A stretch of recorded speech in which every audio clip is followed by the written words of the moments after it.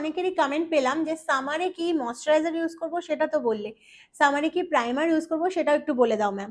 তো সেটার জন্যই আমি আজকে এই ভিডিওটা নিয়ে এসেছি। আমি এখানে তোমাদেরকে কয়েকটা প্রাইমার সাজেস্ট করব। তো সবার ফার্স্টে তো আমি এই দুটোকে সাজেস্ট করব। এটা হচ্ছে রিকর্ডের একটা সিলিকন বেস প্রাইমার, একদম রিজনেবলের মধ্যে খুব ভালো একটা প্রাইমার।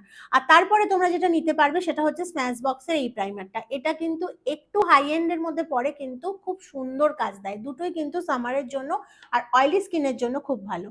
দেন আমি আর একটা প্রাইমার দেখাবো, এটাও ফরএভার 52-র একটা অল ম্যাট বেস, এটাও কিন্তু সামারের জন্য একটা প্রাইমার। আর তারপরে আর একটা দেখাবো ইএলএফ এর পুটি প্রাইমার, এটা কিন্তু ম্যাট একটা প্রাইমার। এটার ইউজেসটা একটু অন্যরকম, সেটা আমি চেষ্টা করবো অবশ্যই তোমাদের সাথে কোনো ডেমোতে শেয়ার করা। এটা একটু অন্যভাবে ব্লেন্ড করে ভালোভাবে মুখের মধ্যে বসাতে হয়।